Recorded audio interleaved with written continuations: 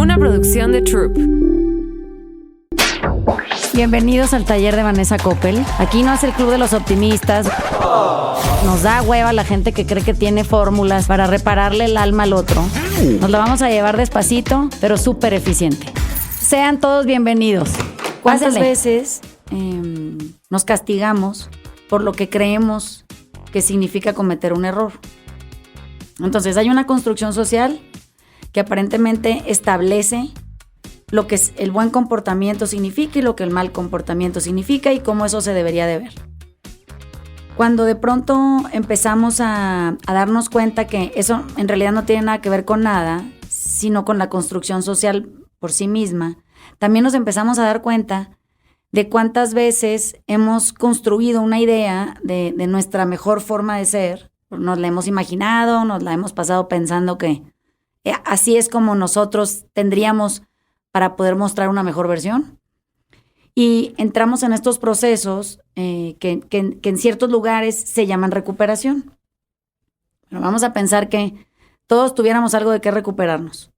Eso es independiente de si son consumos de estupefacientes o es un cierto tipo de conducta o algún tipo de relación o alguna forma de ser que en nosotros, ya sea a los otros no nos gusta porque podemos ser muy reactivos o somos muy violentos o lo que sea, ¿no? Y entonces entramos en estos procesos de recuperación a los que entramos por culpa y vergüenza. En realidad ya venimos suponiendo que estamos en un error. Y una vez que estamos adentro, creemos que si seguimos el patrón establecido, el reglamento, toda la alineación que aparentemente nos contiene y nos conduce hacia un mejor lugar, vamos a estar perfecto y nuestra vida va a mejorar y la madre y todo, y se ve muy elegante. Y resulta que tenemos una idea introyecta del fracaso que se parece a recaer. ¿Ok? Eso quiere decir tropezarse. Entonces voy a tratar de definir lo que la palabra recuperación significa, lo que recaer significa y en realidad cómo se percibe erróneamente en el afuera. Entonces, recuperarnos implica integrarnos. Eso quiere decir ir y buscar nuestras partes, estas que creemos que traemos perdidas, y ponérnoslas otra vez y estar bien con la idea de las partes puestas. Normalmente las perdemos porque o no nos gustan o nos dijeron que no eran nuestras o que no se nos veían bien porque no nos dejaban pertenecer o caber o que a lo mejor se nos ven un poco falsas o que son medio chafas o que no pertenecen a la clase, grupo, circunstancia social del momento. Y entonces vamos arrancándonos pedazos de nosotros y los vamos dejando en el camino, suponiendo que en no cargarlos o que no formen parte nuestra, nos vamos a redefinir como una mejor persona. Pues eso resulta que se volvió un cagadero porque pues en lo que te desmadras todo y te deshaces de tus partes y vas perdiendo tu esencia, te vas perdiendo o alejando de ti. Y para cuando te enteras, tú acabas siendo una persona que se desconoce a sí misma. Entonces, ya en realidad no sabes ni quién eres, ni qué andas haciendo, ni qué apegos seguros tienes, ni con quién, ni quiénes son las gentes, ni quién eres tú. Y entonces te dicen, bueno, esta forma tuya fracasada de ser necesita recuperarse. Y entonces sería bien fácil si te tuvieran dar la instrucción de intégrate. Eso quiere decir regresa a ti, asúmete con todo lo tuyo. No te quieras parecer a nadie más, no quieras vivir una vida que no es la tuya, no creas que hay vidas más felices y menos felices, hay vidas, punto. Todo eso, ¿no? Pero aparentemente en el afuera, la definición de eso que les estoy diciendo, que suena hasta súper asequible, es una recuperación a una aceptación absoluta y total de una desfiguración de origen. Eso quiere decir, aparentemente, la gente que se tiene que recuperar de un fracaso humano porque nació deforme emocionalmente. Hay lugares en donde alegan que esto es una herencia genética que se pasa de una a otra u otra generación y que por alguna razón acaba con nosotros y estamos predispuestos genéticamente a comportarnos de una manera que se define como adictiva. Bueno, hasta ahí todo el mundo sabrá a qué me refiero y es una idea que se ha vuelto popular en los últimos varios años, pero que en realidad no ha surtido el efecto que dice tener. Bueno, entonces, cuando estamos metidos en este problema, en donde creemos que tenemos que recuperarnos, eso quiere decir aceptar la idea de que en nosotros habita un cierto tipo de enfermedad, que esa enfermedad es emocional, que es una deformidad, porque es un problema de una falla estructural en el ADN de nuestra familia y pasó a nosotros por alguna razón inexplicable. Nunca nos saltó, no se fue por otro lado. No. Entonces, tenemos que tener cuidado porque esa enfermedad puede brotar en cualquier momento ante una circunstancia indefinida. Aparentemente no tiene un origen, simplemente está ahí latente y se desencadena sin aviso. Y entonces tenemos que entrar o en un proceso de recuperación, y eso puede durar toda la vida. Decir que uno está recuperado en esos procesos es muy arrogante, entonces nadie se atreve a decir esas cosas, porque aparentemente si dices que estás recuperado, perdiste toda humildad. O, distinto a eso, tú estás en recuperación, ¿ok? Entonces, si no estás recuperado porque no se podría, pues entonces vas a estar en recuperación. Ya tienes que asumir eso. Cuando tú no estás en recuperación, esto estás recaído. Eso quiere decir que te tropezaste en la vida real, ¿ok? En la vida real uno se tropieza todo el tiempo. O sea, que ahí vas bien y luego de repente algo pasa, hay una lastimadura que emerge, hay un recuerdo en ti, hay una herida traumática, eso quiere decir hay una huella que no has trabajado, no has enfrentado, con la que no has querido tratar. Y entonces esa te arroja a usar el síntoma que mencionábamos el episodio pasado, que es esta muleta o forma de recargarnos en algún síntoma que nos da una cierta seguridad. Eso quiere decir que nos hace sentir equilibrados. Entonces, aparentemente, cuando tú estás en recuperación, tú tienes que perder el síntoma por completo. Ya no lo puedes tener como parte de tu sistema de apoyo. Y tienes que sobrevivir a como dé lugar, tratando de hacerla solo, sin ayuda, pero no nada más sin ayuda, sin la certeza de saber que hay momentos en donde eventualmente te vas a tropezar porque no has tratado con tu problema de fondo, ¿no? Bueno, como eso no es una alternativa ahí inmediata, tú tendrías que asistir a un cierto sitio, a una cierta convivencia o lo que sea tu proceso de recuperación, a cualquier congregación que manifieste ser ese lugar. Y tú entonces tienes que estar todo el tiempo consciente de que en tu desorden, enfermedad o genética desviada, pues tú estás siempre en peligro de fracasar, ¿no? De tropezarte o de recaer. Estaba escuchando un podcast muy interesante de un hombre que tiene 22 años en recuperación, como dice él, y hace 10 recayó y entonces dijo una cosa muy particular. Dijo, hace 10 años que recaí, sentí mucha vergüenza y mucha culpa porque me regresé a cero. Así dijo. Pues pensé, ¿cómo a cero? O sea, eso sería no haber vivido 20 años. No sé si me explico, no haber vivido 10. 20 en realidad, porque si llevaba 20 y a la mitad se conflictuó en la vida, se tropezó y se fue a cero según él, retrocedió 20 años de conocimiento, avance, experiencias, vida. Uno no se puede ir a cero. Me vale madre que me digan que si no, que sí, que mira, que yo todo lo que aprendí se fue a la basura, toda mi recuperación al carajo. Hay como estas ideas como muy castigadoras de lo que irse al carajo significa, ¿no? Y luego pienso, o sea, ese señor solo admite haberse equivocado dentro de 20 años una vez.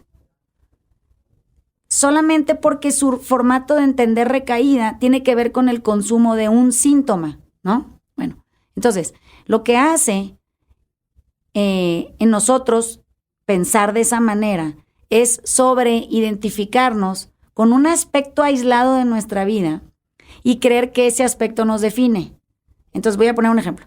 Cuando yo trabajaba en Oceánica y aparte estudié ahí y luego ahí estuve interna porque para poder llegar a tener un grado de terapeuta o lo que sea, tienes que estar mucho tiempo en la clínica como habitante de la clínica, ¿no?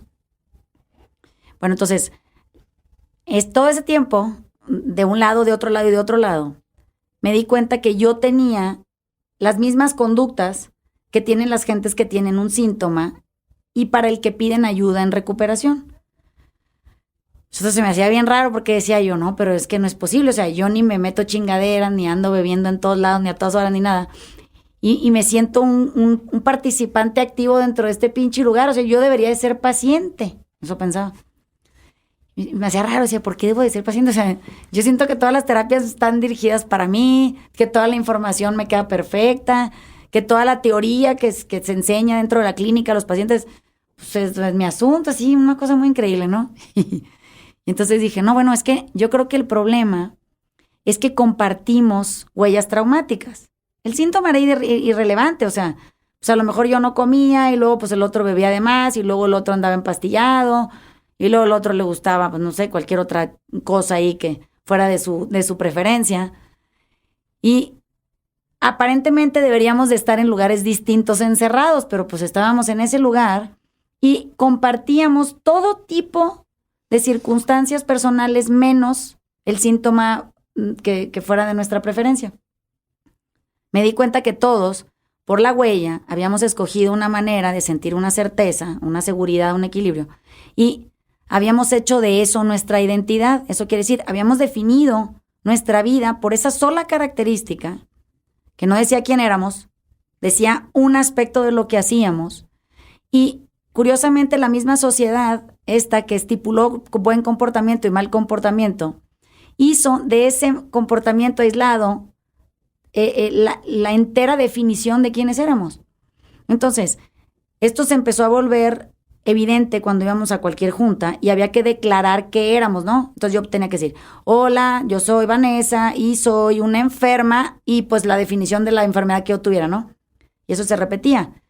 Y decía, hijo de la chingada, o sea, qué duro para nuestro interior, con tanta diversidad y tantas posibilidades y tantas esperanzas puestas en una vida de apertura y de cambio y transformación, encerrarme o cementarme en esta solidez que dice que pues yo soy una mierda, ¿no?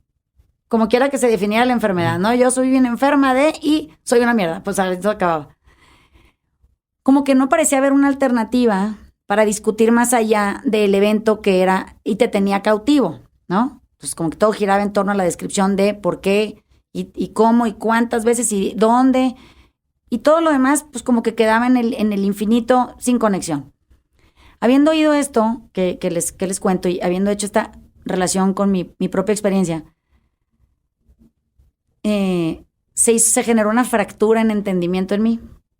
Y entonces agarré una ruta completamente aislada, no muy recorrida, tenía yo 23 años. Y dije, yo no creo que esto sea el camino, ni el único, ni el más sólido, ni la alternativa a una verdadera transformación interior, o sea, a un regreso a mí. Entonces, tuve que empezar a forzarme a buscar, encontrar y enfrentar, no resolver. Nunca he resuelto una huella traumática, no se puede. Son eventos en nuestro pasado que están ahí, que ahí van a vivir hasta el fin de nuestros días. Pero eso no los tiene que hacer dolorosos todo el tiempo, ¿no? Entonces, empecé con soltura y con una mayor comprensión de mí a hablar de las cosas que yo podía definir como similares a otro ser humano. En el podcast, en el primer episodio, di una descripción de que en la infancia nos puede marcar muy profundamente y que nos vuelve estas personas en búsqueda de nosotros mismos a través del exterior. Y entonces estamos buscando esa certeza que no tuvimos en este apego seguro inicial de la vida, nuestros padres, el amor sin tener que trabajar por él y la madre, y nos hubiéramos sentido ahí completos. Como no nos sentimos muy suficientes y muy capaces en ese espacio, salimos a la vida a buscar qué nos puede completar. Y esa sensación de incompletud o de carencia, de pronto nos hace comportarnos de manera muy particular. O sea, tenemos como particularidades, por eso digo muy particular, particularidades en la forma de conducirnos, ahorita con el Dani, de partir el pan. O sea, tenemos un de Ale de traer café, o sea, a la oficina, como que son cositas muy sutiles, muy imperceptibles, pero que nos definen como seres humanos traumatizados. Pero lo hemos logrado esconder detrás de una fachada funcional. Entonces, no nos vemos tan jodidos como en realidad nos sentimos, no estamos, pero como nos sentimos o como nos percibimos. Y en esa vuelta y vuelta que tenemos disponible para poder sanar, acabamos perteneciendo a un grupo de víctimas similares con el que no nos identificamos más que en el síntoma, pero porque como no se discuten ninguna de las huellas traumáticas no sabríamos. Y entonces de pronto sentimos que hay mejores enfermos y peores enfermos. ¿A qué me refiero con esto? El mejor enfermo, digamos, el más cabrón de todos, el más admirable de todos, es el que tiene la mejor historia de desgracias y fracasos y vueltas a la vida en desorden y vueltas a cero, digamos, número de recaídas y recuperaciones, con el mayor número de años invertidos en este proceso, y pues parece que ese es el mejor postor, ¿no? El peorcito, pues es el más nuevo y es el que como que todavía no acepta que anda valiendo madre y que como que no quiere tampoco aceptar ni que tiene una enfermedad o la otra y así.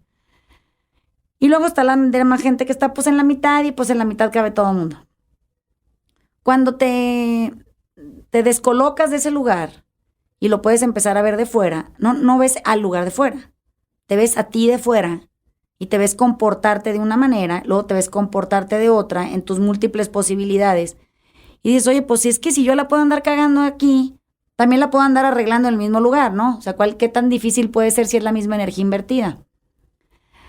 Cuando en el trayecto vas ajustándote y te vas dando cuenta cuánto de lo que en el afuera está puesto como civilización o como seres socializados o como comportamiento adecuado, también nos vamos a dar cuenta que la mayoría de esas son fallas crónicas del sistema. O sea, no es verdad que ese es el único camino, pero es el más recorrido, es el más documentado.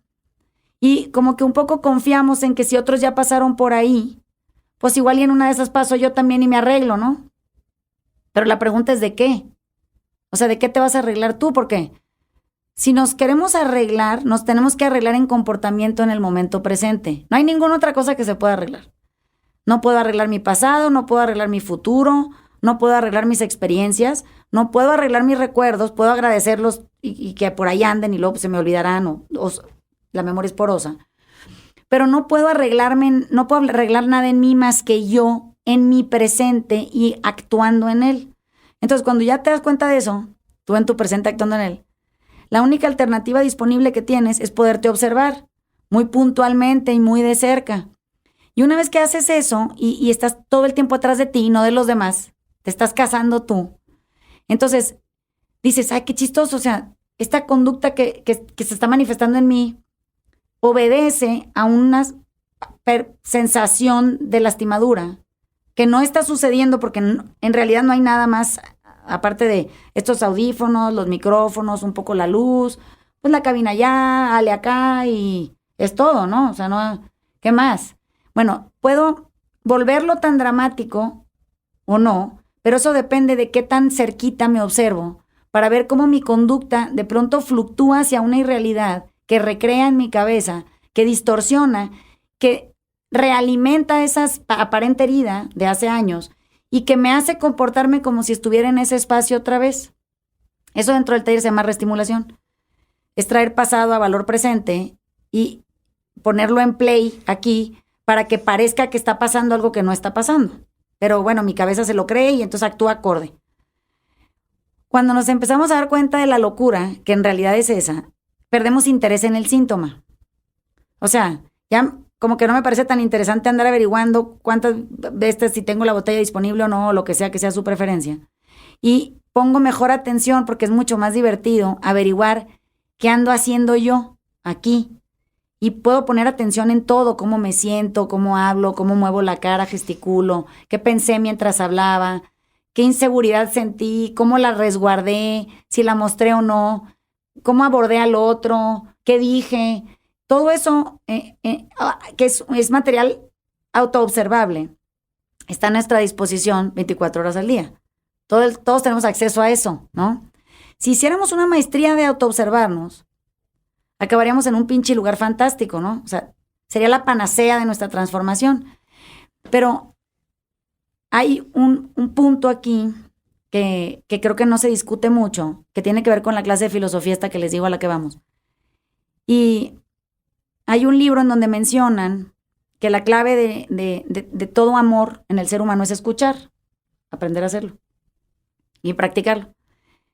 Pero hay un bemol ahí y dice que el ser humano tiende naturalmente a interpretar todo lo que escucha. Eso quiere decir, no escuchamos franco y ya. Toda la información que llega a mí, yo la interpreto en mi cabeza y creo acorde, significados que para mí hacen sentido, pero que me alejan de la persona que está hablando. Que la persona que está hablando está diciendo una cosa totalmente diferente a la que yo interpreté, no importa qué tan audaz sea yo en interpretación. Eso quiere decir que cuando la persona de enfrente empieza a hablar, yo inmediatamente me quedo sorda, porque me deja sorda mi interpretación, ya no me permite escuchar adecuadamente, y me lleva a un plano hostil en donde yo invento en mi cabeza la imagen de una persona que tengo enfrente, que no necesito inventarla, ahí está, pero la invento, la magnifico, la reduzco, depende de lo que sea conveniente para mí en ese momento, y me dedico a quererme relacionar, no con la persona que tengo enfrente, sino con la idea y la estructura y la identidad de la persona que yo inventé en mi cabeza. Y la obligo a actuar de la manera que yo espero que actúe, porque eso me da seguridad y certeza. Si eso hago con gente, ¿qué haré con mi sensación de enfermedad? Eso quiere decir, yo sola me invento esta identidad falsa mía en mi cabeza y me relaciono con ella a pesar de ser ella y yo. Eso quiere decir, pues yo aquí estoy, me estoy viendo, ¿no? Y todo. Mi cabeza se cree esta cimentación de que yo soy una persona genéticamente mal organizada, con una enfermedad, ya, pues ni modo, la acepto y me rindo y me entrego al proceso y no sé qué. Y vivo en recuperación. Y entonces, esa idea que yo tengo de mí es con la que yo me relaciono. ¿Cómo voy a sanar?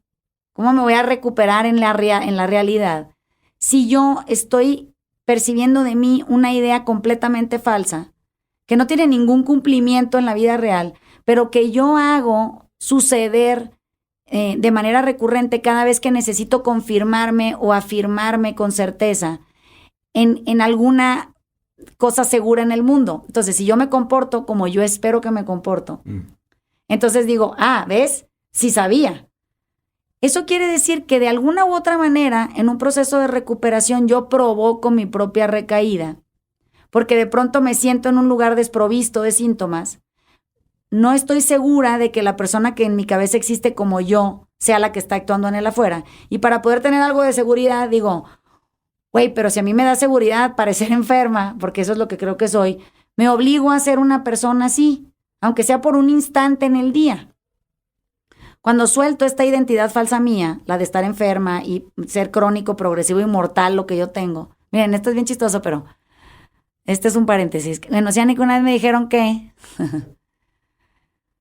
todo tipo de enfermedades estas que hay que recuperarse son crónicas, progresivas y mortales. Y pues levanté la mano, ¿no? En la clase y dije, pues sí, pero esa es la vida. O sea, la vida es crónica, es progresiva y es mortal. No la enfermedad sucede dentro de eso, pero no pueden hacer esta interpretación reduccionista de la vida y ponerla como si la vida fuera una enfermedad. La vida no es una enfermedad. La vida es crónica, es progresiva y es mortal. Seguro, eso, lo firmo en donde quieran. Todo lo que sucede en la vida, si cabe dentro de la vida, es exactamente igual y están dentro de las mismas condiciones, no es diferente. Entonces, como que podemos empezar a aislar datos y nos podemos empezar a sentir cómodos sabiéndonos gente normal. Normal me refiero viviendo una vida, eso es normal. Dentro de esa vida que estamos viviendo, con diferentes capacidades de encontrar síntomas que nos hagan sentir seguros, porque todos tenemos una huella traumática o varias, y con la certeza absoluta de que en este cambio constante y transformación en el que nos encontramos, jamás nunca podríamos cometer ningún tipo de error que nos regresara a cero. O sea, eso es imposible, no podemos retroceder en el tiempo nunca. Entonces, se chingaron porque todo lo que aprendieron ya lo saben y eso está a su favor. No importa si se tropiezan en medio o no. Y no importa la razón por la cual se tropiezan tampoco. Importa que si uno se tropieza, se levanta. Y pues le sigue. Normal, como un niño. Idéntico. esta idea de que el fracaso detona en nosotros regresión es tan increíblemente absurda como que creer que ahorita me van a salir un par de alas y voy a despegar y voy a llegar a la luna a comer en 2 horas. O sea, como decía Ale del metaverso, ahorita lo oirán. Pero sí, esta es la idea. Sí. Esto del retroceso me está acordando al World de hoy. Ah, sí, claro. Porque, no sé, es algo con lo que he batallado en los últimos días. No sé si la gente sepa que es un Wordle, pero les puedes explicar. El Wordle es un reto que te ponen en el New York Times, donde tienes, creo que son 6 intentos para encontrar una palabra de 5 letras a través de un proceso de eliminación de letras. Uh-huh. Y entonces lo que acababa pasando en mis últimos fracasos era que, era de que empezaba con 2 o 3 letras que les atinaba y entonces me emocionaba bien cabrón. Sí. Pero después forzaba las de atrás, encontraba las primeras 2, pero no tenía las siguientes 4. Y entonces, en vez de a través de un proceso de selección o de eliminación, neciaba y nunca la atinaba porque simplemente estaba atorado en las primeras 2 letras. Hasta que platicando contigo dije, pero ¿por qué me quito 2 posibilidades que yo estoy fijando y me quitan rango de acción? Uh-huh. Y entonces, ¿por qué no? Me equivoco adrede claro, para que tenga más posibilidades frente de mí para tomar ya de ahí una mejor decisión. Y pues dicho y hecho, se resuelve más fácil el rompecabezas. Equivocándote. Entonces, ese fue el aprendizaje de la semana del Wordle. Pero un poco tomando lo que dices de cómo te vas despedazando en el camino para caber donde necesitas caber, pues suena, en mi caso, cuando ahora sí que la palabra que se usa es te tocas fondo. Sí. Es eso, ¿no? Cuando ya no te reconoces en la pedacera que te queda. Uh-huh. Y también entiendo, porque así fue para mí, que te quieres agarrar de lo que sea. O sea, cualquier cosa que te dé certeza es un buen lugar para empezar. Pero otra vez, creo que llegas a ese punto en una vida no observada. Uh-huh. Entonces, bueno, pues ya ni pedo, ya estás ahí, ¿no? Sí. Pero también entiendo cómo, pues, esa certeza que te brindan diferentes procesos te va a dar algún firme del que te puedas agarrar en algún momento. Uh-huh. Pero después, como hemos visto en las clases de Luis, pues, sí, pero es que nada es estático, ¿no? Entonces, si esto me ayuda hoy, está muy bien. ¿Qué es lo que quiero hacer? Pues quiero una vida observada, porque de ahí puedo identificar, pues realmente, a dónde me puedo movilizar. Uh-huh. Pero este otro esquema, pues parece no muy móvil. No, es que se vuelve muy rígido. Cuando tú no tienes posibilidades de explorar las diferentes alternativas de cambio y transformación, y solo puedes explorar sobre una, las alternativas son muy limitadas. O sea, pues ¿cuántas te caben? Piensa en el Wordle otra vez, ¿no? Son 6. 6. No te dan más opciones, son 6 y 5 letras. Y tienes que hacerlo pues hasta que se te acaban las oportunidades. Si lo que no quieres en el proceso es equivocarte, o sea, no quieres recaer, porque es lo que más miedo te da, vas a llegar a la 6ª opción y no lo vas a poder haber resuelto. Imposible. Pero si te da idéntico y lo único que quieres es encontrar las letras, y si no, mañana tienes otra oportunidad de hacerlo, porque sí tienen que saber que en el Wordle solo puedes hacerlo una vez al día. O sea, no puedes intentar 2 veces, no puedes hacer 2 Wordles, no, nada. Entonces, como que hasta en eso se estresa el momento y te dice, solo tienes una oportunidad este día para hacerlo bien.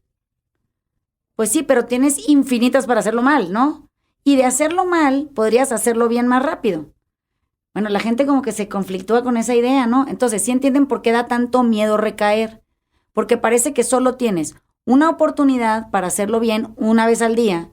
Y todo lo demás, si esa no la agarraste porque resolviste el Wordle a las 6 de la mañana, el resto de tu día va a ser un fracaso de estarte recordando qué pendejo eres. Entonces, fíjense bien, qué chistoso.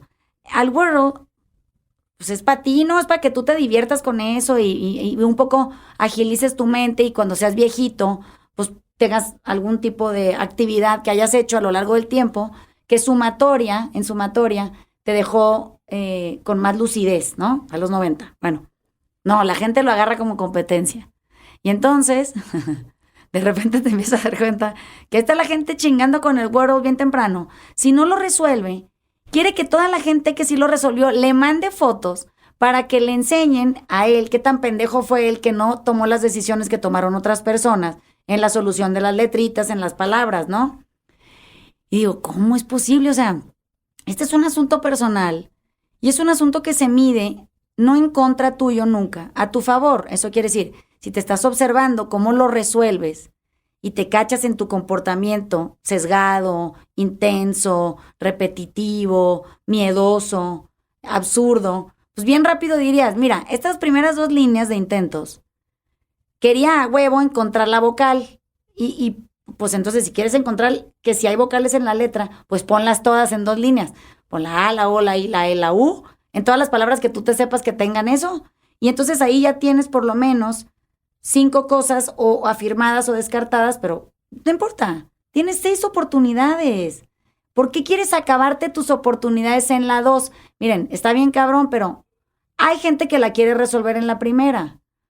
Pues hijo de la chingada, tendrías que ser mago. O tú haber hecho el Wordle del día, ser bien tramposo, saberte la palabra y atinarle diario. Pero tenemos algo en nosotros donde uno, el fracaso, digamos, es altamente penalizado, ¿no? Sí. Y el fracaso que tú determines. Bueno, y el que determine la sociedad, que es mucho peor. Pero eso no te da chance de como que abrir la posibilidad a equivocarte. Aunque lo lees en todos lados, ¿no? Equivócate porque hay más aprendizaje en un failure que en un éxito. Pero eso está allá afuera en el libro. O sea, lo que pasa es que te han dicho que el fracaso duele. Entonces a la gente le da mucho miedo el dolor. ¿Cómo chingados? No, pues si todas las veces que te ha dolido, ¿no? Y eso no lo quisieras volver a sentir. Entonces, le tenemos tanto miedo al dolor y al sufrimiento, tanto, que evitarlo se ha vuelto la máxima de todos los seres humanos en la actualidad. O sea, a toda costa evitar sufrimiento y a toda costa obtener el máximo de placer. El Wordle hace eso. Si le atinas a la primera, es el máximo de placer. Y si no le atinas ni a la sexta, es el máximo de sufrimiento. No, y aparte tienes las estadísticas, ¿no? Porque sí lleva racha de no sé cuántas resueltas o lo que sea. Sí. Entonces todavía más estrés ahí en él. Entonces imagínate que pudiéramos tomar todo lo que tenemos a nuestra disposición como intentos a nuestro favor. O sea, ¿por qué no me arriesgaría a intentar? Lo que sea. Si fracaso, eso quiere decir recaigo, no pasa nada, me levanto y avanzo. ¿Por qué me regresaría a cero? O sea, a cero, voy a poner un ejemplo del Wordle, es como si no supiera que existiera. Eso es regresar a cero. Es que yo viviera en la ignorancia de la existencia de ese asunto del New York Times y me aventara ciega a vivir una vida sin el conocimiento de algo que me ha hecho feliz, me ha hecho aprender cosas, me ha hecho explorarme, porque me equivoqué en la sexta opción y me fui a cero. Cero es antes de haber sabido nada. ¿Cómo viviríamos de esa manera? O sea, siendo padres, por ejemplo, o hijos, o hermanos, socios, amigos, yo siento que la verdadera esencia de tener una relación o una conexión humana, aparte de amarnos y todo eso, y la cercanía, es permitirnos fracasar frente a los ojos de alguien que reconfirma su amor por nosotros, su apoyo y su incondicionalidad. Y ese es el verdadero motivo de la existencia. O sea, no hay otro. Pero nosotros hemos hecho de la existencia todo menos eso. Entonces, ya no necesitas ni que te digan que eres un pendejo. Tú solo te dices que eres un pendejo. Ya no necesitamos a nadie a nuestro alrededor, ni para reconfirmarnos que, pues sí, o sea, que eso que pensabas es verdad. No, ya, sí, definitivamente. Y ahora vivimos cimentando esta idea que tenemos de nosotros, de que somos unos pendejos, por ejemplo, de que somos unos enfermos, o que somos unos inconstantes, o que somos unos insuficientes. Ya no necesitamos que nadie más a través de su mirada nos lo diga, lo decimos solos, comprobamos que estábamos en lo cierto al concebirnos de esa manera y vamos afuera solamente para que el entorno nos confirme que también ven lo que les queremos enseñar de nosotros. Bueno, es que sí, pero también les podemos enseñar otra cosa. Entonces, vuelvo al principio de esta conversación, cuando les digo que afirmarnos en una sola conducta, en una sola característica de nuestra personalidad o nuestra forma de conducirnos, deja de dejar o roba acceso a la percepción de nosotros como seres enteros. Entonces, pues si yo le quiero enseñar en este despedazadero que traigo a la gente que solo soy mi nariz, y es lo único que les enseño, y digo, yo me defino a través de mi nariz, y yo soy mi nariz, y todos conózcanme por mi nariz, pues estoy un poco obligando, manipulando y constriñendo, esclavizando a otros a verme como yo me veo. No le estoy dando oportunidad de conocerme de ninguna otra manera. O sea, se las robo anticipadamente y los esclavizo a verme de la única forma disponible para ellos porque así lo decidí yo. Entonces, si alguien me quisiera conocer diferente, no va a poder porque no le voy a dar la oportunidad. Le voy a seguir insistiendo en avisarle y decirle, recordarle que soy una enferma, que genéticamente estoy chueca, que tiene que tener cuidado conmigo, que soy maligna, que cuando caigo en las manos o en las redes de mi síntoma enloquezco, que soy de poco fiar y que pues la verdad es que quererme pues no parece una muy buena opción. Sí, pero es que el otro no me conoce, no, ni lo dejé entrar. O sea, le abrí la ventanita, le escupí todo lo que les estoy diciendo, la cerré y luego me quejo de que no toca, que no viene, que no se acerca, que no visita. Mija, pues si con todo lo que le acabas de decir yo también corría para la otra cuadra, ¿por qué me quisiera quedar ahí? A ver qué, ¿cómo me lastiman? Oye, pero ¿tú crees que es posible, usando este ejemplo de que nada más ven tu nariz, sí, que tengas la capacidad de nada más presentar tu nariz o sí, que se claro. te asomen otras partes de ti? Es que, miren, lo único que sí he confirmado a través de los últimos años del taller y de tener gente todo el tiempo alrededor y estar observándolos muy de cerca y ayudándolos y acompañándolos en sus procesos, es que nos hemos vuelto en este siglo especialmente extraordinarios para escondernos. O sea, hemos hecho ya maestría y doctorado en vivir agazapados dentro de nosotros, con las menos posibilidades de salir a reconfirmar autenticidad. Nos da pánico enseñar nuestro interior porque vulnerarnos se ha vendido como una posibilidad de debilidad, de fracaso o una atenta y franca alternativa para que el otro nos lastime, porque nos volvimos vulnerables y enseñamos más de la cuenta, aparentemente. Pero al mismo tiempo vivimos en el siglo en donde más posibilidades de exhibirnos ha habido. O sea, andamos allá afuera todo el tiempo. Mira, venos, aquí estamos grabando este podcast, ¿no? Sí. Y hay un video y estamos en Instagram y, o sea, cosas que digo, bueno, si te quieres resguardar, no te muestres, ¿no?